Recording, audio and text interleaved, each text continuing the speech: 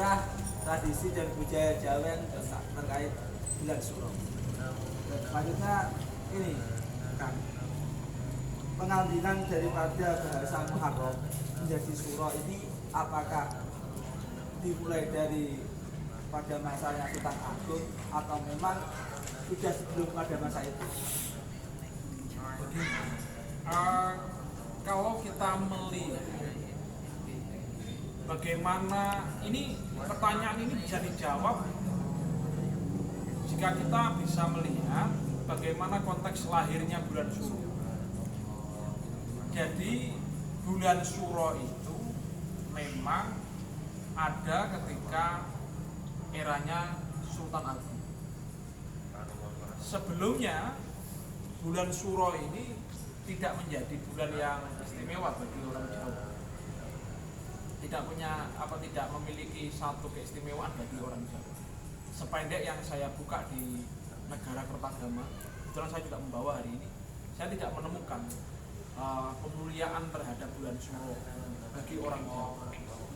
Tetapi Sultan Agung, beliau ini adalah satu pembaharu Islam yang ada di Jawa. Kalau kita mengkaji budaya Jawa Islam, itu ada 3 orang yang punya pengaruh besar dalam pembaharu keislaman Jawa. Satu, Kanjeng Sunan Kalijogo, yang kedua Sultan Agung Hanyokrokusumo itu, yang ketiga adalah Bagus Burhan Ronggowarsito. 3 orang itu yang punya pengaruh besar. Kita bahas yang Sultan Agung.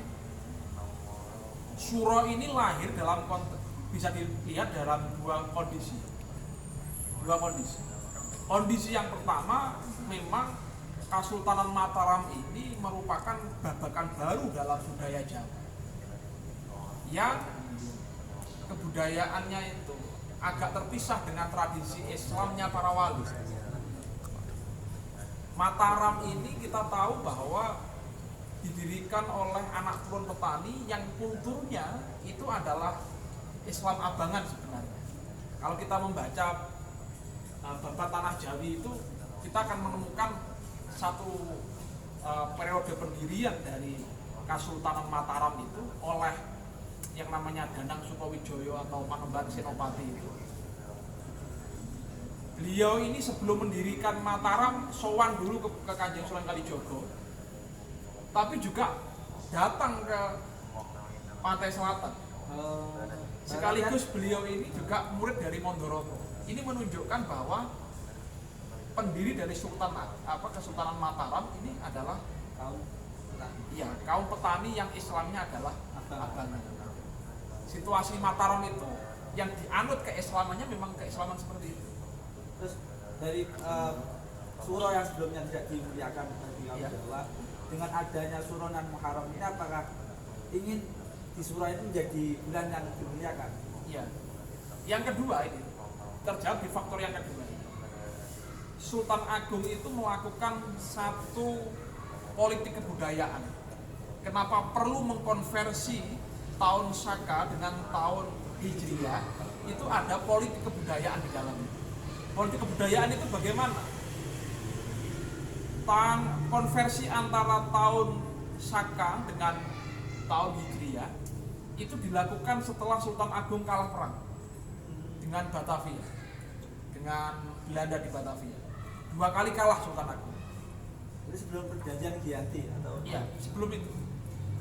Sehingga begini, Sultan Agung itu mencari faktor kenapa kok pasukan Jawa itu kok selalu kalah dengan Batavia. Salah satu faktor yang terbesar itu dikarenakan adanya banyak pengkhianat. Padahal usaha Sultan Agung untuk menyerbu Batavia itu luar biasa sudah.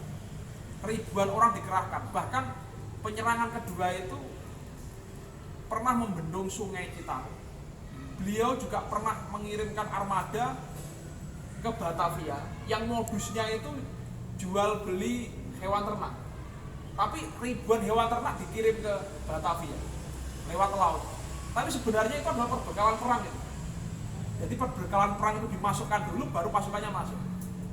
Sedasar itu strateginya Sultan Agung, tapi kalah. ternyata faktor yang menjadikan kekalahan Sultan Agung yang terbesar itu adalah pengkhianatan. Pengkhianatan itu kenapa? Karena di kalangan Jawa, pasukan Jawa terpecah-pecah. Ada orang yang Muslim putihan, ada yang abangan, ada yang masih menganut sinkretis Hindu Buddha. Maka Sultan Agung memerlukan satu instrumen pemersatu. Maka salah satunya adalah menggunakan kalender Hijriah yang dikonversikan dengan kalender Jawa. Maka lahirnya kalender Jawa Islam. Berarti sebenarnya Muharram ini memang dari Hijriah, dan Suro ini daripada kalender Saka. Iya. Kemudian ada pun penyebutan Suro. Suro itu sebenarnya kan dari bahasa keramat atau yang dimuliakan. Sekerta bukan sekerta. Bukan, itu Jawa. Sehingga orang mengatakan Suro Diro Joyo Ningrat lebur dening pangastuti. Karena ada istilah Suro. Suro itu ya bisa disebut kekeramatan, kedikdayaan.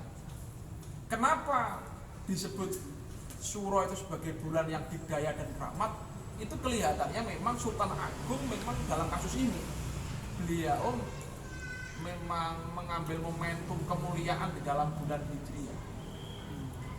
Kenapa? Karena Rasulullah sendiri beliau pernah bersabda bahwa inna afdhalas syahr ba'da Ramadan syahrullah.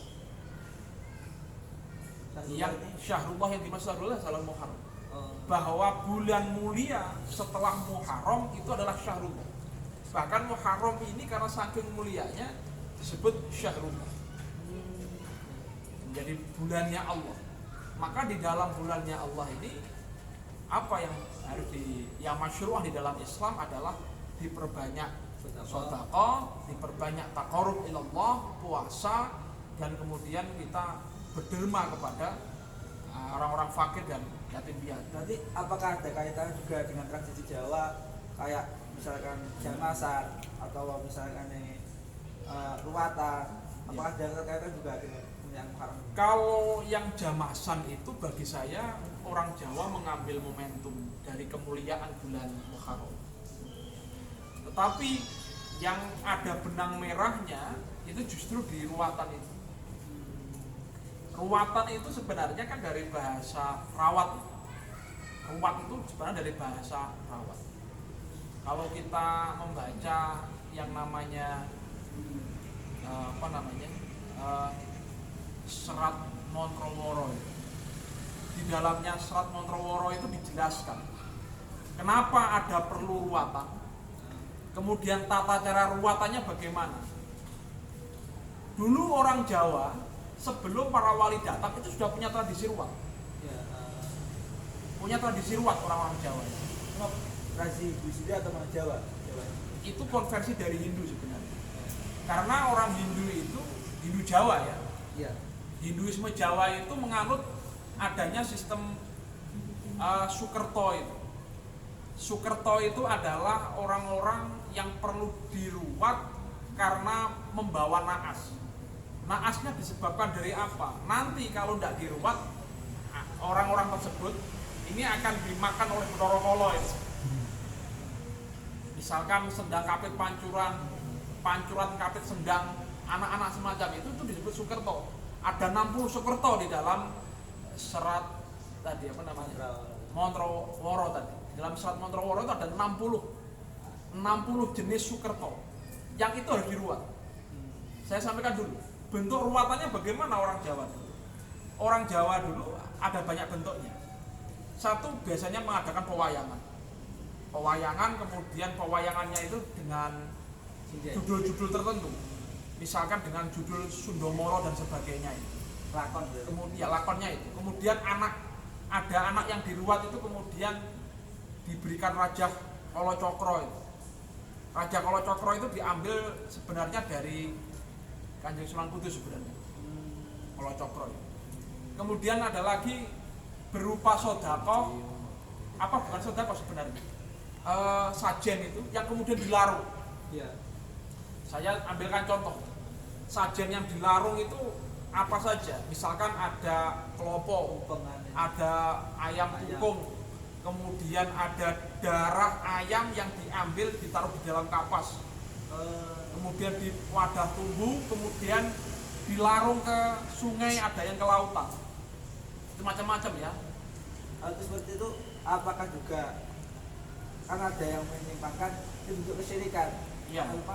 Ini yang bentuk baru saya akan jawab gitu. Ini orang-orang Jawa dulu ketika nglarung itu mengatakan begini. Ingsun ora buang klopo pitik tukung hananging ambuang nahas ing awak ingsun buang. Nah, inilah yang kemudian bagian inilah yang oleh para wali kemudian dihilangkan. Diganti dengan tradisi sodako. Ya ayam tukungnya sego guriye ya ojo dilarung. Ya tetap diundang fukorok masakin, kemudian selamatan, nyuwun selamat bareng-bareng. Disebut dengan selamatan itu. Maka ajaran ruwat ini kemudian diislamisasi. Yang ada nuansa sinkretis kesyirikan itu ya bagaimanapun itu harus dihilangkan. Tetapi yang bisa ada di dalam nuansa masih bisa diislamkan melalui ajaran sodakoh itu tetap. Lalu terkait karena kan ada ruatan berarti diperbolehkan ya. Terus bagaimana terkait dengan hajatan yang lainnya, yang mana di bulan Syawal itu juga banyak hajatan yang ditabuhkan atau istilahnya tidak ilok dengan hajatan sendiri, atau memang karena di esensi Muharramnya atau memang di esensi surahnya sendiri. Begini, sebenarnya itu karena faktor begini kan, saya perjelas untuk pertanyaannya ya, bahwa orang Jawa ketika suro itu menganggap tabu pernikahan, bangun rumah dan sebagainya itu. Ada dua faktor itu sebenarnya. Satu karena dulu ada unggah-ungguh orang Jawa yang ketika suro itu keraton itu punya hajat. Jadi keraton punya hajat pada waktu suro sehingga masyarakat itu punya unggah-ungguh dengan rajanya. Kalau bulan suro tidak mengadakan hajatan yang bersamaan dengan hajatnya para sultan, para raja pada waktu itu. Sehingga masyarakat Jawa itu tidak mengadakan hajatan di bulan suro. Itu menganggap bulan kalau mengadakan hajatan bulan suro itu namanya ora elok gitu. Faktor yang kedua, ini bisa dilacak di dalam kitab fikih wa usulihi. Di dalam kitab itu justru ada keterangan yang menarik. Pengharaman menikah di bulan Muharram itu tidak hanya di Jawa, tetapi di Timur Tengah itu juga terjadi. Yang paling kuat adalah tradisinya orang Syiah itu. Syiah Fatimiyah itu sangat kuat itu. Mengharamkan pernikahan di bulan Muharram. Sehingga ada satu nas dalam kitab Fiqh wa Usulihi dikatakan di situ an-nazwaja fi Muharram, an-nazwaja muharramun fi syahril Muharram, bahwa menikah itu haram di dalam bulan Muharram, khususon fi ashril awal minasyahri, khususnya 10 hari pertama di dalam bulan Muharram itu diharamkan. Di situ dijelaskan bahwa fattakhadha Syiah Fatimiyah, orang-orang Syiah Fatimiyah itu yang punya kepercayaan seperti itu. Dan qaladahun nas, orang-orang kemudian mengikutinya. Sehingga tradisi itu sebenarnya